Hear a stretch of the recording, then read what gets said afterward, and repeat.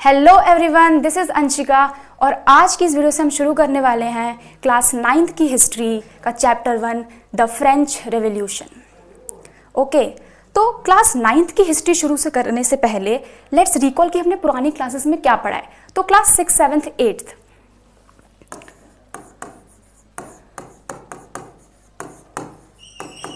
ठीक है। तो क्लास 6 में हमने पढ़ा है एंशिएंट हिस्ट्री के बारे में, ठीक है, कि लोग कैसे क्रॉपिंग पैटर्न सीख रहे हैं, कैसे सिविलाइजेशन बन रही है, लोग रहना कैसे सीख रहे हैं। ओके, और क्लास 7th में हमने पढ़ा मिडिवल हिस्ट्री के बारे में। मिडिवल हिस्ट्री मीन्स कैसे कैसे नए नए अंपायर आ रहे हैं, डायनेस्टीज आ रही हैं और कैसे हम एडमिनिस्ट्रेशन करना सीख रहे हैं। फिर क्लास हमने 8th में पढ़ा मॉडर्न हिस्ट्री के बारे में। मॉडर्न हिस्ट्री किसे बोलते हैं? वो पूरा का पूरा ब्रिटिश टाइम पीरियड और वो पूरा का पूरा फ्रीडम स्ट्रगल। ओके, अब क्लास 9th में हम क्या पढ़ेंगे? क्लास 9th में हम पढ़ेंगे वर्ल्ड हिस्ट्री के बारे में। अभी तक हम किसके बारे में पढ़े थे? इंडिया के बारे में। अब हम क्लास 9th में किसके बारे में पढ़ेंगे? पूरे पूरे वर्ल्ड के बारे में, लाइक फ्रांस में क्या चल रहा है, रशिया में क्या चल रहा है, चाइना में क्या चल रहा है, ऐसे। और आगे फिर हम क्या पढ़ेंगे? India in the contemporary world. अब कंटेम्प्रेरी वर्ड आप बार बार सुनोगे, ठीक है। तो कंटेम्प्रेरी मतलब क्या होता है? कंटेम्प्रेरी मतलब होता है कि मान लीजिए आप इंडिया के बारे में कुछ पर्टिकुलर चीज पढ़ रहे हैं, ठीक है, उसी सेम टाइम पीरियड पर पैरेलली बाकी सारे देशों में क्या चल रहा है उसको हम बोलते हैं कंटेम्प्रेरी हिस्ट्री। ओके, तो आप ये क्लास 9th में पढ़ोगे और क्लास 10th तक आप यही पढ़ोगे, ठीक है। तो क्लास 9th को अच्छे से पढ़ना because it is the base for class 10th। Okay,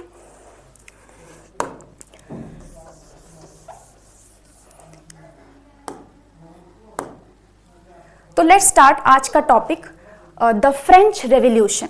okay, French क्या है? फ्रेंच एक कंट्री का नाम है, यूरोपियन कंट्री का नाम है। आगे वो मैप पे मैं आपको दिखाऊंगी कहाँ है वो कंट्री। और revolution, what do you mean by revolution? Revolution मतलब क्या होता है? तो देखो, रेवोल्यूशन मतलब होता है ना, जब आप एक बहुत बड़े लेवल पर पॉलिटिकल चेंज लेकर आते हैं, जैसे कि पूरा का पूरा पॉलिटिकल सिस्टम ही बदल दिया, पूरी की पूरी सरकार ही बदल दी, तख्ता पलट करवा दिया, तो और स्पेशली वायलेंट तरीकों से, तो उसको क्या बोलते हैं? रेवोल्यूशन। अब इसमें ऐसा नहीं है कि 100-200 लोग गए और उन्हें प्रोटेस्ट किया और एक छोटा मोटा लॉ रुकवा दिया तो हम उसको रेवोल्यूशन कहेंगे क्या? नो, रेवोल्यूशन में बहुत सारे लोग इन्वॉल्व होंगे, when a large group of people involve, ठीक है, और वो पूरा का पूरा वायलेंट तरीकों से पूरा का पूरा पॉलिटिकल सिस्टम में चेंज ला दे या पूरे पूरे गवर्नमेंट ही बदल के रख दे, तो उसको बोलते हैं रेवोल्यूशन, ठीक है। तो हम इस चैप्टर में पढ़ने वाले हैं कि कैसे फ्रांस के लोगों ने रेवोल्यूशन लाया। फ्रांस में कैसे वो राजा से बहुत ज़्यादा तंग हो गए थे और उन्होंने राजा को हटवाकर एक रिपब्लिक सोसाइटी बना दी। पूरे चैप्टर में हम ये पढ़ने वाले हैं। ओके, अब हमें फ्रेंच रेवोल्यूशन पढ़ना क्यों है? ठीक है, तो हमें फ्रेंच रेवोल्यूशन इसलिए पढ़ना है क्योंकि इसी रेवोल्यूशन के बाद बहुत सारे beautiful ideas like liberty, equality, freedom, ये सारे आइडियाज इसी रेवोल्यूशन से निकले हैं, जिसको हमने अपने कॉन्स्टिट्यूशन में भी लिखा है और वर्ल्ड वाइड इसको फॉलो किया जाता है, ठीक है। तो ये सारे ब्यूटीफुल आइडियाज इसी रेवोल्यूशन के बाद आए हैं, तो इसीलिए इंपॉर्टेंट हो जाता है पढ़ना। ओके, तो हम ये इंट्रोडक्टरी वीडियो होने वाली है, ठीक है। Let's start. अब होता क्या है, जो ये कहानी है वो शुरू होती है एक फ्लैशबैक से। फ्लैशबैक मतलब जैसे मूवीज में नहीं होता है कि पहले का सीन पहले दिखा देते हैं और फिर उस सीन के रीजंस बाद में बताते हैं कि ऐसा क्यों हुआ था, वैसे ही फ्लैशबैक से हमारी स्टोरी शुरू होती है, ठीक है। अब होता क्या है, 14th of July 1789, mark this date, this is very important. इस डेट पे जो फ्रांस की जनता है वो सड़कों पर उतर आती है, ठीक है। अब वो सड़कों पर क्यों उतर आती है? एक दिन सो के उठते हैं और मन करता है कि चलो कुछ करने को है नहीं, सड़कों पर उतर आते हैं। ऐसा होता है क्या? तो नहीं, ऐसा नहीं होता। होता क्या है कि फ्रांस की जनता ना ब्रेड खाती है और ब्रेड का प्राइस बहुत ज़्यादा इंक्रीज हो जाता है। बाकी सारी चीज़ों का प्राइस तो बढ़ा ही हुआ होता है, ऊपर से जो बेसिक नेसेसिटी है, ब्रेड वहाँ के लोगों की डेली यूज़ का सामान है, उसका प्राइस भी इंक्रीज हो जाता है। अब डेली यूज़ के प्राइस का सामान आप इतना ज़्यादा बढ़ाएंगे तो नहीं चलेगा ना, तो इसी वजह से फ्रांस की जनता सड़कों पर उतर आती है। अब क्या एक यही इकलौता रीज़न था? तो नहीं, ये सिर्फ एक चिंगारी थी। आग ऐसे ही नहीं भड़कती है, आग जब भड़कती है, जब धीरे धीरे करके पहले से सिचुएशन बनती है और बस एक चिंगारी की ज़रूरत होती है और आग भड़क उठती है, तो बस ये एक चिंगारी थी। इसके पीछे बहुत सारे रीज़न थे कि फ्रांस की जनता क्यों सड़कों पे उतर आई, ठीक है। वो राजा से बहुत ज़्यादा परेशान हो गए थे और इस पूरे चैप्टर में आप यही पढ़ोगे कि क्यों उन्होंने ऐसा किया। तो जब वो सड़कों पर उतर आती है ना, तो the king commanded troops to move into the city. तो किंग को जब ये पता चलता है कि बहुत सारे लोग सड़कों पे उतर आए हैं, ठीक है, उन्होंने प्रोटेस्ट करना स्टार्ट कर दिया है, तो किंग अपने ट्रूप्स छोड़ देता है।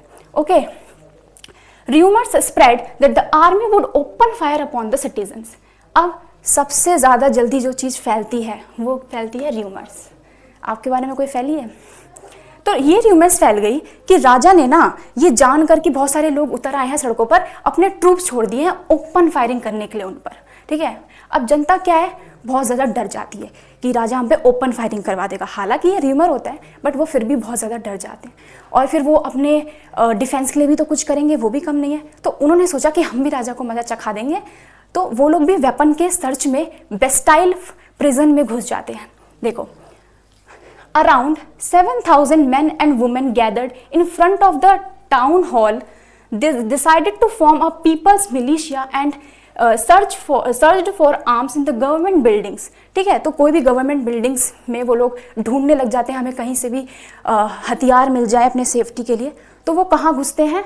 बेस्टाइल में, ठीक है। बेस्टाइल एक फोर्ट होता है, फोर्ट के अंदर प्रिजन होता है, ठीक है। तो एक फोर्ट्रेस प्रिजन होता है, उसी का नाम है बेस्टाइल। तो ये लोग in the search of arms, ये उस बेस्टाइल पे हमला बोल देते हैं, उसको तोड़ फोड़ के रख देते हैं, ठीक है। वहाँ के कमांडर को तक मार देते हैं, वहाँ पे जो 7 कैदी होते हैं उनको भी आज़ाद करवा देते हैं।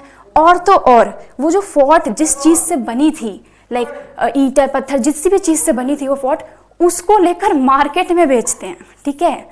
एक निशानी के तौर पे कि हम गए थे, हमने वो फोर्ट तोड़ा था और उसके सामान हमने इतने में बेचे थे, है ना, उन्हें गर्व होता है, तो वो सामान बेचते हैं, ठीक है। आगे पढ़ते हैं। A group march to the fortress prison the Bastille to find hoarded ammunition. In the fight the commander of the Bastille was killed and 7 prisoners were released, ठीक है। इसी झगड़ा झगड़ी में कमांडर को भी मार देते हैं और 7 जो कैदी होते हैं उनको भी रिहा कर दिया जाता है। The Bastille was hated because it stood for the despotic power of the king, ठीक है। अब वो लोग बेस्टाइल पे ही हमला क्यों करते हैं?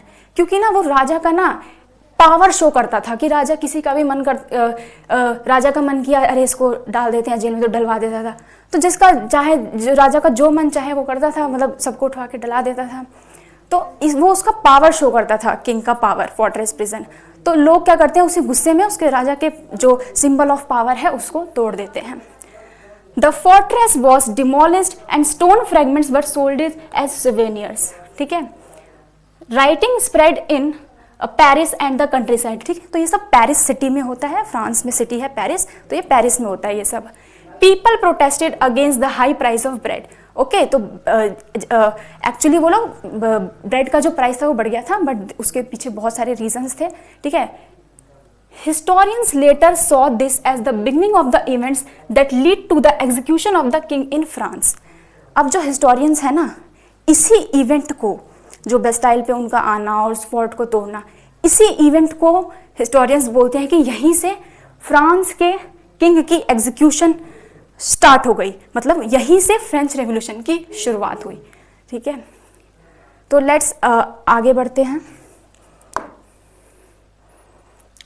अब इस चैप्टर में हम पढ़ने क्या क्या वाले हैं वो देखते हैं, what we are going to study in this chapter. तो फर्स्ट हम पढ़ेंगे French society during the late 18th century, ठीक है। इसमें हम 18th सेंचुरी की बात कर रहे हैं। ये फ्रेंच में जो रेवोल्यूशन हुआ था वो 18th सेंचुरी में हुआ था, और ये रेवोल्यूशन क्यों हुआ था, किस लिए हुआ था, उसको समझने से पहले हमें समझना पड़ेगा कि फ्रेंच की सोसाइटी कैसे थी, ठीक है। तो हम वो पढ़ेंगे कि फ्रेंच सोसाइटी कैसे थी। फिर हम उसमें पढ़ेंगे द स्ट्रगल टू सर्वाइव। वहाँ पे इतनी बेकार हालत हो गई थी कि लोग सिर्फ सर्वाइव करने के लिए बहुत ज़्यादा स्ट्रगल कर रहे थे, तो क्या उनके स्ट्रगल थे वो पढ़ेंगे।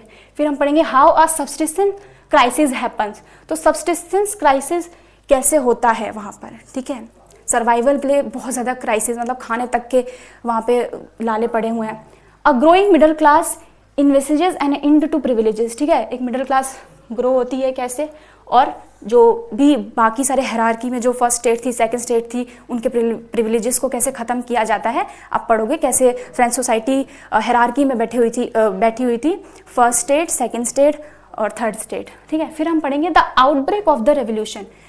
रेवोल्यूशन स्टार्ट कैसे होता है। ठीक है, France becomes a constitution monarchy, और जब रेवोल्यूशन के बाद फ्रांस क्या बन जाता है, कॉन्स्टिट्यूशनल मोनार्की बन जाता है, मतलब कॉन्स्टिट्यूशन भी रहता है और राजा भी रहता है। ठीक है, राजा के पास उतनी पावर नहीं रहती बट वो भी रहता है। ठीक है, फिर हम पढ़ेंगे France abolishes monarchy and becomes a republic, और फिर राजा को भी हटा देते हैं। ठीक है, मोनार्की भी खत्म कर देते हैं और फ्रांस क्या बन जाता है, Republic. The rain of terror, ठीक है, टेरर के बारे में हम पढ़ेंगे। फिर हम पढ़ेंगे a directory rules in France. ठीक है, कैसे डायरेक्टरी रूल्स हुए। उसके बाद यहाँ पे आपकी स्टोरी पार्ट खत्म हो जाती है। उसके बाद हमें पढ़ना है did women have a revolution. ठीक है, वुमेन की क्या स्थिति थी उस वक्त पे और क्या वो रेवोल्यूशन में शामिल थी कि नहीं, उनका क्या रोल था वो हम पढ़ेंगे। उसके बाद द अबॉलिशन ऑफ स्लेवरी। ठीक है, जैसे जो स्लेवरी सिस्टम चलता था उसका अबॉलिशन कैसे हुआ, उसको कैसे ख़त्म किया गया। एट द लास्ट हम पढ़ेंगे the revision and the revolution in everyday life. ठीक है, और रेवोल्यूशन के दौरान लोगों की क्या स्थिति थी, उनकी एवरीडे लाइफ पे क्या फ़र्क पड़ा, उनकी एवरीडे लाइफ कैसी थी, तो हम ये पढ़ेंगे। और उसके बाद हम कंक्लूजन पे पढ़ेंगे।